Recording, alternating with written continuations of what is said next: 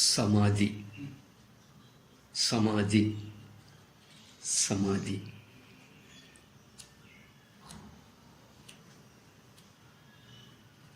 ఇక్కడ అర్జునుడు కూడా 2వ అధ్యాయం సాంఖ్యయోగంలో సమాధిని గురించి కృష్ణ పరమాత్మని అడగటం జరిగింది. అదే మాట మీద శ్రీకృష్ణ పరమాత్మ ఏమంటున్నాడయ్యా అంటే, అర్జున, ఇంతకు పూర్వం సమాధికి సంబంధించిన విషయం అడిగావు. నువ్వు ఏమని అడిగావు? స్థితప్రజ్ఞస్య కా భాష సమాధిస్తస్య కేశవ స్థితది కిం ప్రభాషేత కిం ఆసీత వ్రజేత కిం అని అడిగాడు. అంటే కృష్ణ, సమాధిని పొంది ఉన్నటువంటి ఆ బ్రహ్మజ్ఞాని ఏ విధంగా ఉంటాడో తెలుసుకోవాలని ఉంది. అలాగే సమాధిని పొంది ఉన్నటువంటి ఆ బ్రహ్మజ్ఞాని యొక్క అంటే ఎట్లా ప్రవర్తిస్తాడు అతను అనేది నేను తెలుసుకోవాలని ఉంది. అలాగే సమాధిని పొంది ఉన్నటువంటి ఆ బ్రహ్మజ్ఞాని ఏ విధంగా మాట్లాడతాడు అనేది నేను తెలుసుకోవాలనుకుంటున్నాను అని. సమాధిని పొంది ఉన్నటువంటి ఆ బ్రహ్మజ్ఞాని ఏ విధంగా ఉంటాడు, ఎట్లా ప్రవర్తిస్తాడు, ఏ విధంగా మాట్లాడతాడు అని నువ్వు ప్రశ్న వేశావు 2వ అధ్యాయంలో. ఆ సందర్భంలో అట్టి మహనీయుడు ఎలా ఉంటాడు అనే దాని గురించి నీకు కొంత వివరించడం జరిగింది అర్జున. ఏమని వివరించాం? అర్జున, తన యందే తన చేతనే సంతోషించిన వాడై మనసునందు ఉన్నటువంటి సమస్త కోరికలను, 1-2 కాదండి, సమస్త కోరికలను కూడా ఎప్పుడు పూర్తిగా విడిచిపెట్టుచున్నాడో అప్పుడు అతను సమాధిని పొందినవాడయ్యా అని చెప్పాడు 2వ అధ్యాయం 55వ శ్లోకంలో. అలాగే ఇంకా అర్జున, దుఃఖములందు బాధను, సుఖములందు సంతోషమును పొందనివాడును, రాగము, భయము, క్రోధము అనేటువంటి గుణాలు లేనివాడును అయినటువంటి ఆ సమాధిని పొందినటువంటి ముని నిశ్చల బుద్ధి కలవాడు, సమాధి కలవాడు అని చెప్పబడతాడయ్యా అని చెప్పబడింది 56వ శ్లోకంలో. అలాగే అర్జున, తాబేలు ఎలాగైతే తన అవయవాల్ని ప్రమాదం ముంచుకొస్తుంది అనుకున్నప్పుడు తన అవయవాల్ని ఎలాగైతే లోనికి తీసుకొని ప్రమాదం లేదు అని అనుకున్నప్పుడు మళ్ళీ ఆ అవయవాల్ని ఎలాగైతే తాబేలు బయటికి విడుస్తుందో, అలాగే ఏ యోగి విషయాల నుండి ఇంద్రియాలను అలా ఉపసంహరిస్తూ ఉన్నాడో, అంటే అవసరమైనప్పుడు వాటిని ఉపయోగించుకుంటూ అవసరం లేనప్పుడు వాటిని ఉపసంహరిస్తూ ఉన్నాడో, ఆ యోగి సమాధిని పొందినవాడయ్యా. అంటే సమస్త నదులు కూడా ఎలాగైతే సముద్రంలో కలుస్తున్నాయో అట్లా సమస్త కోరికలు కూడా సమాధిని పొందినటువంటి ఆ బ్రహ్మనిష్ఠునిలో లీనమైపోతాయి అని అర్జున నీకు బోధించారు. నువ్వు అడిగినటువంటి సమాధికి సంబంధించిన దాని గురించి ఒక 3 శ్లోకాల్లో నీకు బోధించడం జరిగింది. అయితే అట్టి సమాధి అనుభవం ఏ రూపకంగా ఉంటుందో అది మాత్రం నీకు బోధించదు, అక్కడ నీకు బోధించదు. అయితే అట్టి సమాధి అనుభవం అనేది ఏ రూపకంగా ఉంటుందో నీకు ఆ విషయాన్ని ఇప్పుడు బోధించబోతూ ఉన్నా అని శ్రీకృష్ణ పరమాత్మ ఏం చెప్తున్నాడయ్యా అంటే, ఏది సమాధి అనేది, సమాధి అనుభవం గురించి అర్జున విను. నిర్మలం తం విజానీయాత్ షడూర్మిరహితం శివం ప్రభాశూన్యం మనఃశూన్యం బుద్ధిశూన్యం నిరామయం సర్వశూన్యం నిరాభాసం సమాధి తస్య లక్షణం.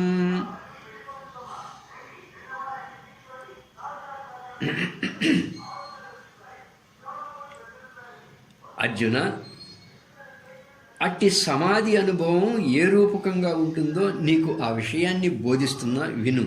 అర్జున, ఏ దోషములు లేనిదియును, షడూర్ములు లేనిదియును, ఈశ్వరత్వమును కలిగి ఉన్నదియును, మనోబుద్ధుల యొక్క ప్రకాశమగు సంకల్ప నిశ్చయ వృత్తులు లేనిదియును, అంటే మనసు లేనిది, బుద్ధి కూడా లేనిదియును, ఏ రోగములు లేనిదియును, ఆత్మ కంటే ఇతరమైనటువంటి అనాత్మ అంతా కూడా అసలు పూర్తిగా లేనిదియును. ఏమంటే అంటే మనసు లయమైనందువలన తెలివి కూడా లేనిదియును. ఈ లక్షణం ఏదైతే ఉంటుందో ఇది సమాధి అందున్న వాని యొక్క లక్షణమయ్యా. ఈ స్థితిని అనుభవ జ్ఞానమైనటువంటి సమాధి చేత తెలుసుకొనవలసినది. ఇట్లు తెలుసుకొనుటయే ఆత్మను అవలోకించుట.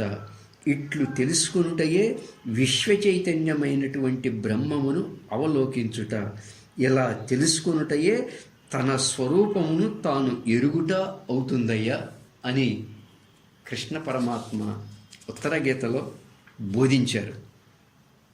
అంటే సమాధిని పొంది ఉన్నవాని యొక్క భావం ఎట్లా ఉంటుంది అనే మాటకి, సమాధిని పొంది ఉన్నటువంటి వాని యొక్క భావం అంటే సమాధిని పొంది ఉన్న ఆత్మజ్ఞాని యొక్క భావం ఎట్లా ఉంటుంది అనే మాటకి మనకి ఆది శంకరాచార్యులు వారు చిన్న 2 శ్లోకాల్లో ఏమిచ్చారయ్యా అంటే, నా అహం దేహ, నా అహం దేహ, నా ఇంద్రియాణి, నా అంతరంగం, నా అహంకార, ప్రాణవర్గ, నా బుద్ధి, దారా పత్య క్షేత్ర విత్తాది దూర, సాక్షి నిత్య ప్రత్యేగాత్మ శివోహం.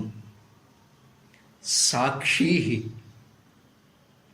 నిత్య ప్రత్యేక్ ఆత్మ శివోహం అన్నారు.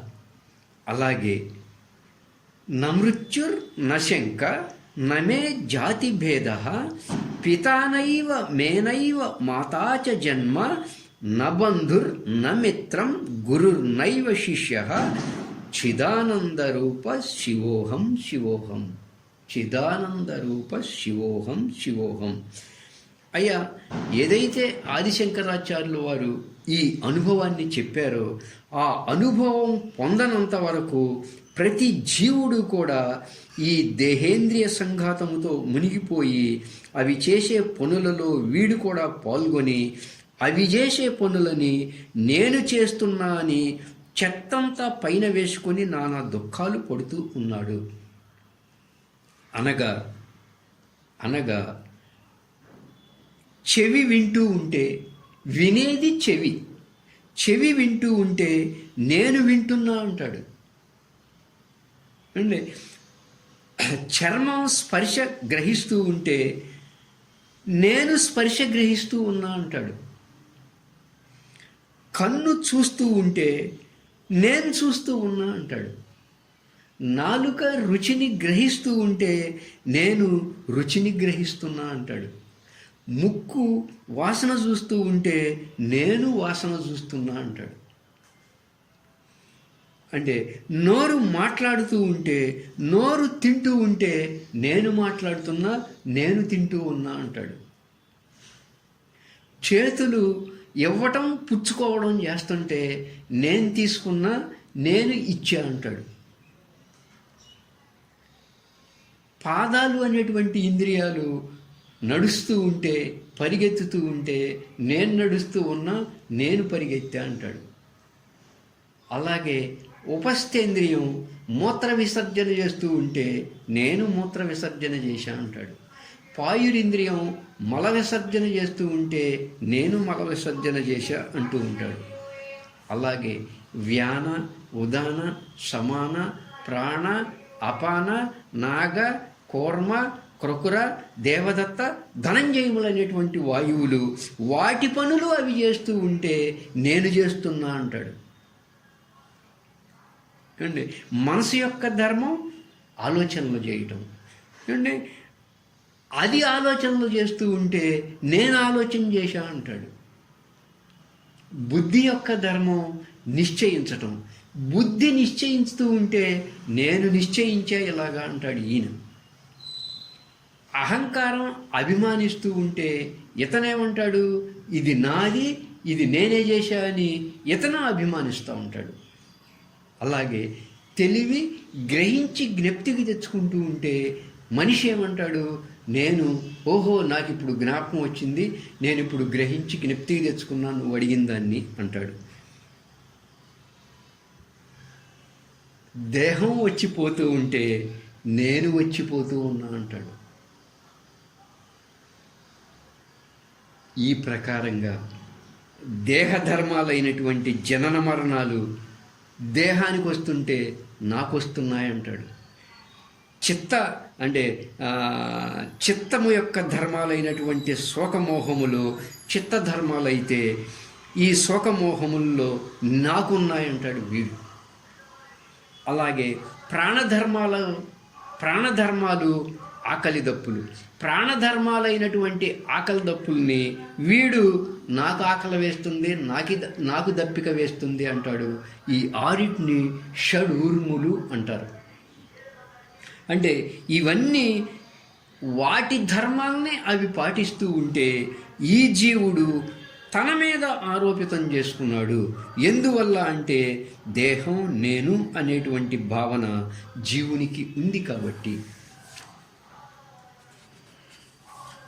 అయితే అర్జున, ఇలా ఉన్నటువంటి అదే జీవుడు సమాధి ద్వారా శుద్ధోపాధిని ఈశ్వరత్వమును పొందినటువంటి జ్ఞాని ఏమంటాడయ్యా అంటే, నేను దేహం కాదు కాబట్టి దేహధర్మాలైనటువంటి జనన మరణాలు నాకు సంబంధించినవి కావు. నేను చిత్తము కాదు, అందువలన చిత్తధర్మాలైనటువంటి శోకమోహములు నాకు లేవు. అలాగే నేను ప్రాణము కాదు కాబట్టి ప్రాణధర్మములైనటువంటి ఆకలి దప్పులు నాకు లేవు. నేను ఆత్మస్వరూపుడను, నాకు ఇవేవి లేవు అంటాడు ఆత్మజ్ఞాని. జీవత్వంతో ఉన్నటువంటి జీవుడు మాత్రమే వాటి ధర్మాలని తనపై ఆరోపితం చేసుకుంటున్నాడు. అందుచేత అర్జున, షడూర్మి రహితం శివం. ఈ షడూర్ములు పట్టింది ఎవరిని?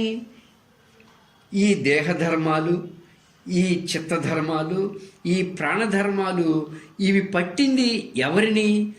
సమాధి ద్వారా ఈశ్వరత్వమైనటువంటి విద్యను పొందిన జ్ఞానిని కాదు, అవిద్యోపాధి గల జీవుణ్ణి పట్టినవి. జనన మరణాలు దేహధర్మాలు, శోకమోహాలు చిత్తధర్మాలు, ఆకలి దప్పులు ప్రాణధర్మాలు, అవి నీ వాస్తవ ధర్మములు కావు. నువ్వెవరవి? ఆత్మస్వరూపానివి. ఆత్మకు ఈ ధర్మములు లేవు. అవిద్యతో కూడిన జీవత్వ భావంతో మనం ఉన్నాం కాబట్టి మన యందు ఆరోపితం చేసుకుంటున్నాం. ఇలా మనం ఆపాదించుకున్నవన్నీ కూడా మనం ఏం చేస్తున్నాం? జీవత్వంతో ఉన్నాం కాబట్టి, అవిద్య ఉపాధితో ఉన్నాం కాబట్టి ఆ లక్షణాలన్నీ మన యందు ఆపాదితం చేసుకున్నాం. అలా మన యందు ఆపాదించుకున్నవన్నీ కూడా మనం ఏం చేశామయ్యా అంటే దైవానికి కూడా ఆరోపితం చేసేసాం. అంటే ఆయనకు కూడా సుఖదుఖాలు ఉన్నాయని, ఆయన కూడా చలి వేడులు ఉన్నాయని, ఏమండి ఆయనకు కూడా బట్టలు కట్టాలని, అంటే మనం ఇలా వీటిని ఆరోపితం చేసుకున్నాం కాబట్టి వీటినన్నిటినీ కూడా ఆయన మీదే ఆరోపితం చేసి మళ్ళీ పైగా ఆయనకి 2 భార్యలు ఉన్నారని, ఆయనకు కూడా ఆకలవుతుందని, అందుకనే ఆయనకి ప్రసాదం పెట్టాలని, అట్లా మనలో ఉన్న అజ్ఞాన భావన, భ్రాంతి భావన దైవానికి కూడా ఆపాదించేశాం. భగవంతుడికి ఇవేమీ లేవండి.